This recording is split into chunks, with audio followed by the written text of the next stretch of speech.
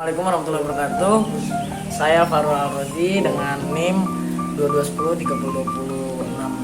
Saya dari kelas A2 Malam ingin menjelaskan tentang materi yakni persebaran dan sejarah perkembangan makhluk hidup. Biogeografi adalah ilmu yang mempelajari tentang persebaran organisme di muka bumi. Studi tentang persebaran spesies menunjukkan spesies berasal dari suatu tempat, namun selanjutnya mereka menyebar ke berbagai daerah.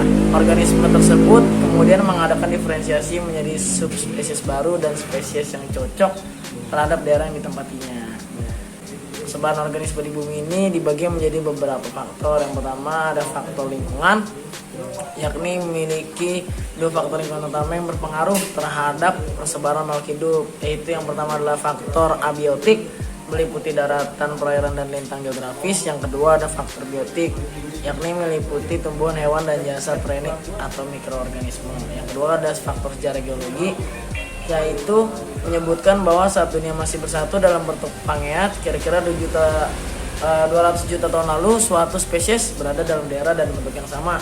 Kemudian seiring berjalannya waktu, benua-benua mulai memisahkan diri, dan spesies yang terpisah itulah mereka menyesuaikan diri mereka dengan lingkungan yang ditempatinya.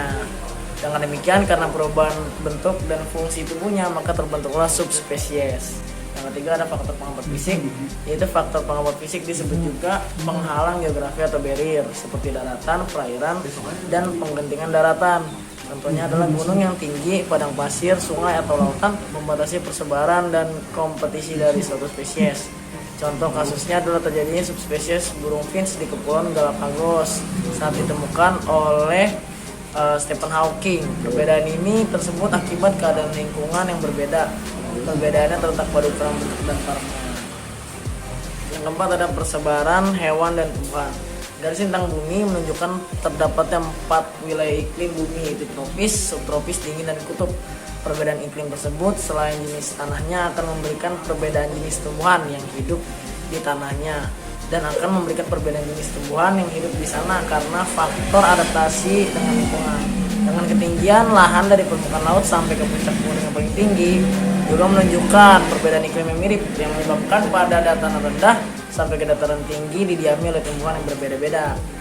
Pada persebaran hewan lebih ditentukan oleh letak wilayah geografis. Di bumi, daerah persebaran hewan zoogeografis dibedakan menjadi 6 lokasi berdasarkan persamaan fauna, yaitu yang pertama palearktik, yang kedua nearktik, ketiga neotropis, keempat oriental, kelima Ethiopia, dan keenam adalah wilayah Australia.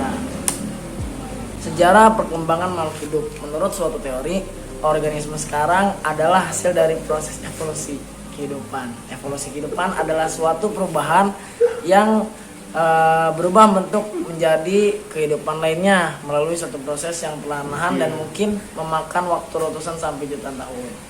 Teori tersebut menyebutkan bahwa organisme yang mula-mula ada di dunia berupa organisme bersel tunggal, dan organisme ini berasal dari agregasi molekul yang ada. Karena mekanisme dasar sehingga organisme bersel tunggal itu menjadi makhluk hidup bersel banyak, salah satu dugaan ini adalah biosfer, yakni suatu dunia kehidupan di bumi yang komponennya menjadi suatu subsistem. Maka sebagai satu subsistem organisme itu dibentuk oleh materi dan energi yang tersedia dalam biosfer pula.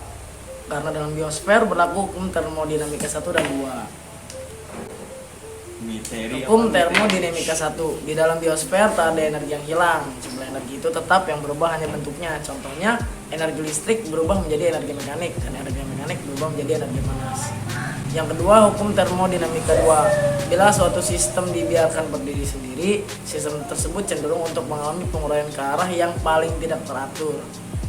Berkaitan dengan hukum 1 dan 2 tersebut, organisme akan menjadi suatu jalur arus energi. Dalam tubuh organisme, energi akan berperan sebagai suatu sistem. Kalau dibiarkan begitu saja, maka organisme akan cenderung ke arah kerusakan yang paling parah. Sebaliknya, organisme sebagai suatu sistem akan mempertahankan diri dari perlakuan hukum tersebut. Organisme dapat mempertahankan diri dengan adanya kemampuan pelestarian diri, sedangkan kemampuan ini adalah bagian dari proses evolusi. Perkembangan lain yaitu adanya satu kerjasama antara organisme sehingga akan membentuk kalori. Dengan alasan yang sama pula terjadi gejala perkembangan menuju ke arah pembentukan organisme bersel banyak. Kemudian berkembanglah apa yang dinamakan organisme bersel banyak, seperti halnya organisme uniseluler. Organisme multiseluler ini berkembang menjadi beraneka ragam organisasi lainnya. cukup dari saya. Terima kasih. Assalamualaikum warahmatullahi wabarakatuh.